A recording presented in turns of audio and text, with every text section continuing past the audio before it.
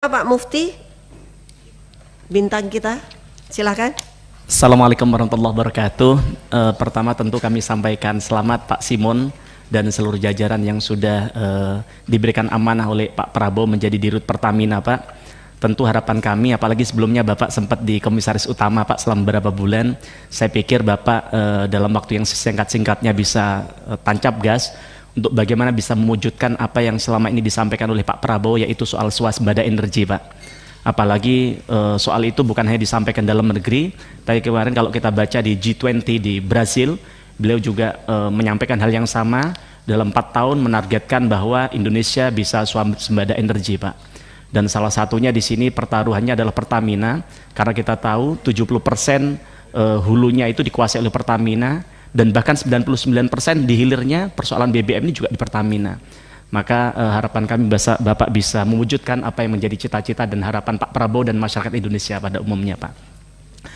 Soal itu, Pak, yang pertama kami ingin menyampaikan soal hari ini yang sedang ramai di masyarakat, di kalangan teman-teman ojol, yaitu soal bagaimana hari ini mereka gelisah, mereka khawatir, mereka sedih karena mereka mendengar pernyataan dari Pak Menteri ESDM, Pak Bahlil, bahwa subsidi Pertalite akan dicabut begitu, Pak, bagi ojol, karena ojol dianggap bukan bagian dari transportasi umum.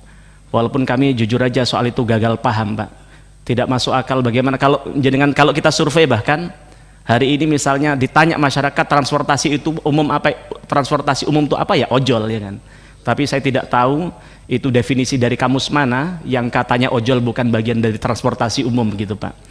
Tapi dalam konteks saya tidak bicara dalam soal subsidi, karena saya tahu subsidi ada komisi lain yang bisa berbicara soal itu, termasuk soal ESDM, Pak. Tapi dalam konteks ini adalah bagaimana ternyata ojol hari ini mereka sudah terdesak, bagaimana mereka harus bersaing dengan mereka dikenain tarif aplikasi 20%. Kemudian juga saya tahu bahwa negara kita, Pak Prabowo punya cita-cita mewujudkan lapangan kerja sebanyak-banyaknya di era kepemimpinan beliau. Tapi jenengan tahu bahwa ojol ini, Pak, ada 4 juta orang yang hari ini mengharapkan menyandarkan hidupnya dari soal ojek online, Pak, begitu. Nah, tapi kemudian saya tahu dari 4 juta orang tadi mereka punya istri, punya anak, punya keluarga yang tentu jumlahnya jauh lebih besar dari itu, begitu. Tapi kemudian kalau subsidi ini kemudian dicabut, rakyat kita, masyarakat kita, kemudian ojol tidak bisa mengakses Pertalite itu dengan mudah seperti transportasi umum yang lain, ya mereka pada saatnya akan mati juga, begitu, Pak. Sehingga lapangan kerjaan juga akan berkurang, begitu. Nah, dalam konteks Pertamina ini yang ingin saya sampaikan kepada Bapak adalah kita coba belajar. Saya kemarin coba membaca-baca. Ternyata mungkin oke lah kalau Pertalite mungkin kita tidak bisa seterusnya bisa memberikan subsidi kepada rakyat, juga itu tidak mendidik, kan begitu, Pak.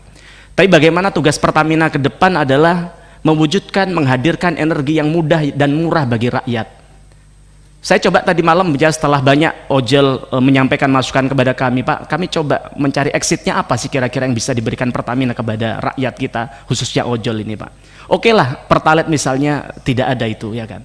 Tapi kemudian kalau kita bicara Pertamax, Pak, Pertamax 92, ternyata negara tetangga kita, Malaysia, yang saat itu mereka belajarnya ke Indonesia, di sana hanya 6.800, Pak, per liter. Tapi jenengan tahu di kita rata-rata di tahun 2024 harganya 12.500, walaupun hari ini 12.100. Tapi coba saya kalkulasi rata-rata 12.500. Artinya apa? Harganya jauh lebih murah 50% dibandingkan Petronas Malaysia, begitu.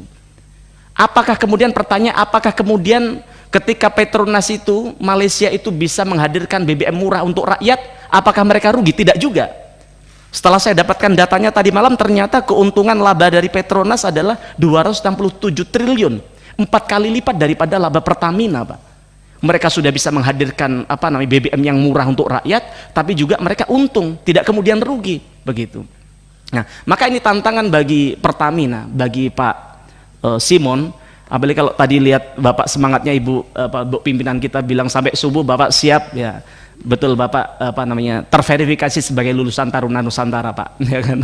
Nah, jadi harapan kami Bapak kami minta kepada Bapak Kira-kira mungkin tidak, kita tidak muluk-muluk Pak, kita tidak minta rakyat kita subsidi, rakyat kita bukan pengemis Pak, mereka kerja keras yang malam ojol ini Pak. Coba sekali-kali Bapak naik ojol Pak, Masya Allah Pak, mereka ini kadang untuk bayar SPP anaknya loh tidak bisa Pak, begitu. Maka kalau sampai kemudian subsidi ini dicabut oleh pemerintah, maka Pertamina harus hadir, bagaimana menghadirkan Pertamax bisa setidaknya, kami tidak muluk-muluk seperti Malaysia sudah, bisa nggak 8.000 kira-kira, setara dengan misalnya Pertalite deh misalnya, kan begitu. Nah caranya apa? Tentu perlu ada efisiensi, termasuk kemudian apa namanya hulu energi bisa dioptimalkan agar bisa kemudian bisa menciptakan ini yang lebih besar begitu Pak. Kemudian yang kedua, hari ini juga sedang banyak menjadi pembicaraan di masyarakat soal BBM kualitas Pertamax yang dimiliki oleh Pertamina itu buruk Pak. Kalau kemarin kemudian setelah ada viral yang kasus sepeda motor macet itu, setelah ada kasus sepeda motor macet itu, kemudian dari pihak Pertamina menyatakan setelah diuji oleh PIPB ternyata katanya itu bukan karena faktor Pertamax, tapi memang karena faktor motornya, mobilnya yang memang tidak fit begitu. Tapi harapan kami Pertamina, Pak Simon juga tidak bisa percaya begitu saja terhadap bawaan Bapak. Masa sih jutaan rakyat Indonesia kalau saya scroll di TikTok itu Pak, itu mengatakan hampir yang bahasanya sama, mereka salah satunya mereka bilang apa Pak, ketika saya ambil garis benang merahnya, ternyata hampir semua mengatakan bahwa kualitas Pertamax ini ketika orang ngisi Pertamax milik Pertamina ini Pak, motornya berbet Pak, yang kemudian lama-lama motornya macet dan rusak, dan ini bukan 1-2 orang Pak, ribuan.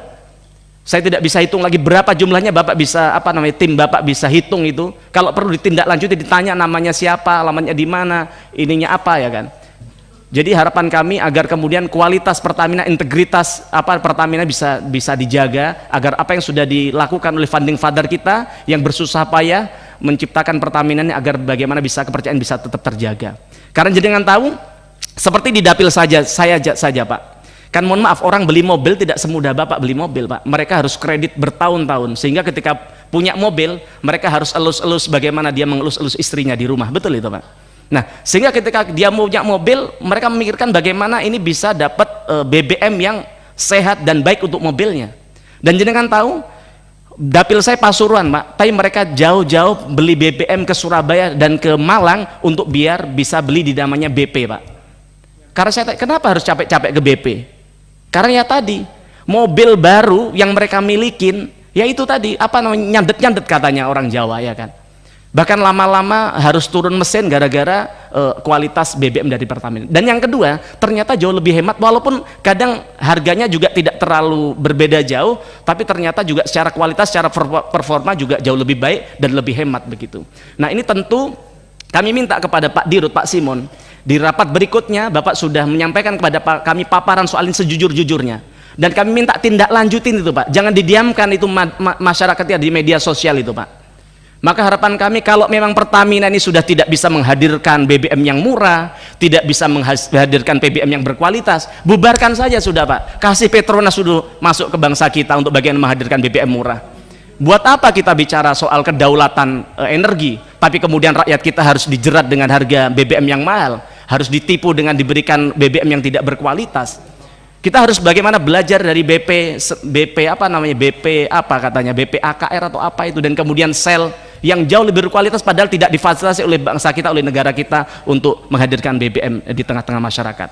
Kemudian yang ketiga, tadi Pak Wadirut tadi menyampaikan bahwa soal solar ini sekarang sudah 100% terdata dengan baik, bahkan pakai QR untuk bagaimana mereka orang yang mau ngisi solar. Panjenengan tahu Pak bahwa banyak hari ini di luar Jawa, bahkan di tempat kami di Jawa Timur, di kota besar Surabaya, Sidoarjo, ada mafia solar yang masih ongkang-ongkang kaki, hidup lenggang menjalankan solar subsidi dijual dengan solar industri Pak. Itu banyak, dan saya yakin Bapak pasti dengar itu. Ya tidak perlu disebut di sini, tidak etis kan begitu Mas. Tapi kesimpulannya ya Bapak, ya kita mohon maaf, ini seperti bau kentut kan Pak, ya kan. Baunya ada tapi dilihat tidak ada. Nah bahkan si urusan solar subsidi yang dijual ke solar industri tidak seperti bau kentut Pak, ini kelihatan orangnya siapa, baunya di mana ya kan, dan siapa yang memfasilitasi. Tapi saya tidak tahu kenapa Bapak tidak bisa bergerak. Bapak sudah punya data, jangan-jangan dari 100% data yang Bapak punya tadi sekian persennya fiktif yang kemudian dimanfaatkan oleh oknum-oknum tadi itu, Pak. Maka harapan kami Pak Simon, yang kami bersyukur kami lihat profil Bapak sangat luar biasa. Kami berharap banyak agar kita di Komisi 6 ini tidak hanya sekedar rapat, tidak hanya sekedar formalitas, tapi ada sesuatu yang kita lakukan untuk bangsa dan negara kita di tempat ini, salah satunya soal ojol dan soal kualitas BBM tadi itu. Kemudian selanjutnya Pak, soal harga aftur, kami mengapresiasi tadi Bapak sampaikan di salah satu anak usaha Bapak ada namanya Pelita Air, Pak. Kami jujur kami apresiasi ke Pelita Air. Pak Dirut tadi mana Pak Dirut Pelita Air? Hebat ini Pak, karena saya tidak kenal, saya baru tahu hari ini, tapi kami kalau ke daerah sekarang nyari pesawat yang on time, yang ekonomis ya Pelita Air, Pak. Nah, harap tepat waktu juga kata Pak Andri. Saya nggak tahu ke Padang ada nggak, Pak? Kayaknya belum ada. Oh, ada sudah, ya. Oh, sehari sekali ya. 3 kali sehari. Tapi maksud kami apa, Pak? Ini kan mafia penerbangan kan tidak bisa diberantas begitu saja, Pak. Kita bisa bicara saja soal Lion Air yang bikin tarif yang ugal-ugalan. Bapak tahu? Kemarin saat pertandingan Jepang Indonesia itu saya cek harga tiket masyarakat Jepang lagi berbondong-bondong Indonesia, paling mahal hanya 5 juta Pak dari Jepang ke Indonesia. Tapi di hari yang sama saya cek penerbangan dari Jakarta ke Labuan Bajo Pak 6 juta Pak. Jauh lebih mahal di dalam negeri kita daripada orang dari Jepang ke Indonesia. Maka bagian dari Bapak, apalagi pernah dididik di Taruna Nusantara, ke Bapak merah putihnya harusnya lebih kental daripada rakyat-rakyat yang lain, Pak. Maka harapan kami dalam rangka menyelamatkan bangsa kita agar kita tidak jajah oleh mafia-mafia tadi, perbesar itu Pak namanya Pelita Air, Pak. Karena pesawatnya sudah bagus, bersih, tepat waktu dan terjangkau. Kalau perlu bisa-bisa ya seperti yang target yang sudah dilakukan oleh Pertamina ini, salah satunya adalah membantu pemerintah untuk menurunkan harga tiket dengan menurunkan harga aftur. Tapi apakah dengan menurunkan harga aftur 10% tadi sudah cukup untuk rakyat kita? Tidak, ya kan? Karena hari ini juga harga tiket masih mahal. Maka solusi lain adalah bagaimana Bapak bisa mendorong agar orang, kalau zamannya di Inka Pak, saya tahu kereta api sampai hari ini, walaupun Pak Jonan sudah berapa puluh tahun lalu jadi dirut KAI, tapi orang kalau lihat KAI selalu ingat namanya Pak Jonan. Maka kami pengen ketika orang diingat namanya Pelita Air, dia ingat namanya Pak Simon Pak ke depan, gitu Pak ya.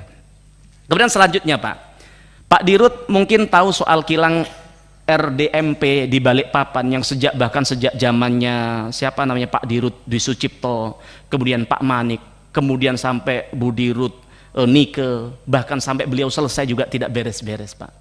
Kami tanya dulu ketika saya 5 tahun yang lalu, saya tanya ke Bu Nike tahun 2020, Bu kapan bisa nuntaskan RDMP ini? Beliau bilang setahun. Tapi hampir 4 tahun, hampir 5 tahun, hampir setelah saya selesai dari periode pertama di komisi ini juga itu tidak selesai.